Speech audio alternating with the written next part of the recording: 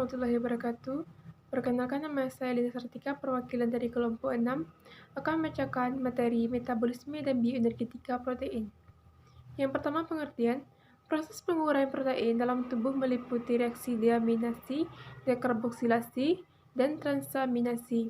Proses ini juga berkaitan dengan siklus urea, beberapa biosintesis asam-asam amino, dan bagaimana keterkaitan antara metabolisme protein dengan metabolisme karbohidrat dan lipid. Ada 3 kemungkinan ke mekanisme pengubahan protein, yaitu pertama, sel-sel mati, lalu komponennya mengalami proses penguraian atau katabolisme yang dibentuk sel-sel baru.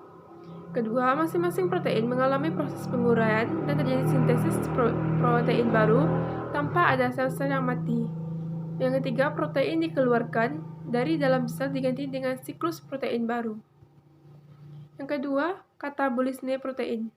Katabolisme protein adalah pemecahan protein menjadi asam amino dan senyawa turunan sederhana untuk transportasi ke dalam sel melalui membran plasma dan akhirnya untuk polimerisasi menjadi protein baru melalui penggunaan asam ribonukleat RNA dan ribosom. Katabolisme protein yang merupakan pemecahan makromolekul pada dasarnya adalah proses pencernaan.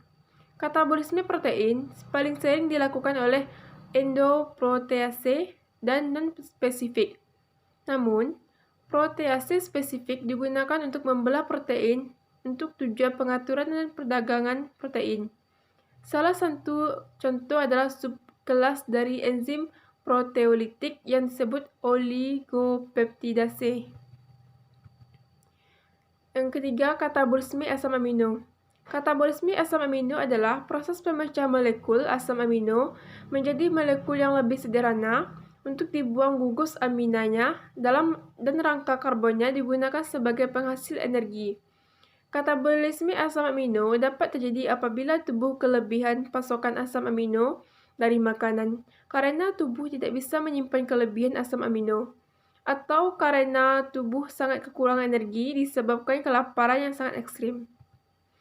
Siklus urea. Siklus urea adalah siklus reaksi biokimia yang menghasilkan NH2CO dari amonia NH3. Siklus ini terjadi pada organisme uretelik.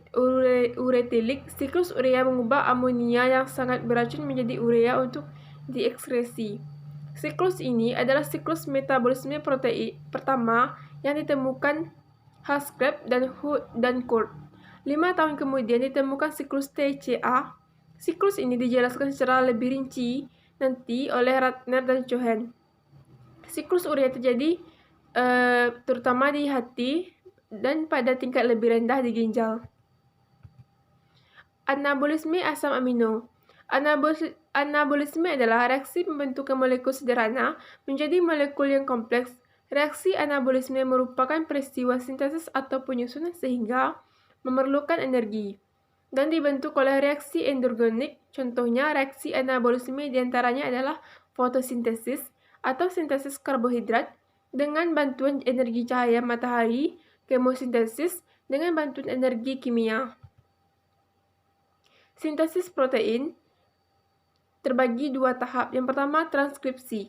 Transkripsi adalah pembuatan atau penyalinan mRNA dan DNA yang terjadi dalam siklus nukleus.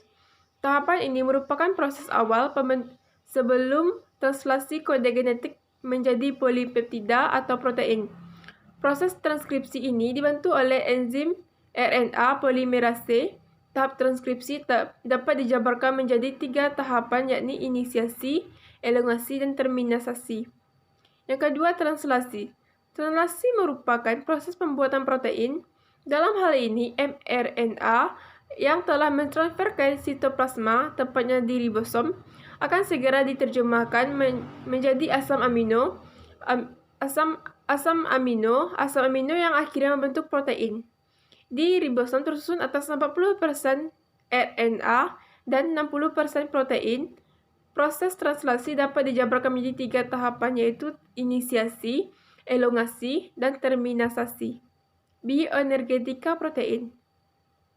Bioenergetika adalah bidang biokimia dan biologi sel yang menyangkut aliran energi melalui sistem kehidupan.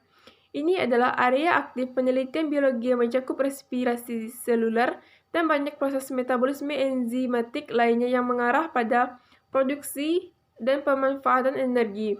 Bentuk seperti molekul adenosine trifosfat atau ATP. Artinya, tujuan bioenergi adalah untuk menggambarkan bagaimana organisasi yang hidup memperoleh dan mengubah energi untuk melakukan pekerjaan biologis. Studi jalur metabolisme sangat penting untuk bioenergi. Baiklah, hanya itu yang dapat saya sampaikan. Sekian, terima kasih. Wassalamualaikum warahmatullahi wabarakatuh.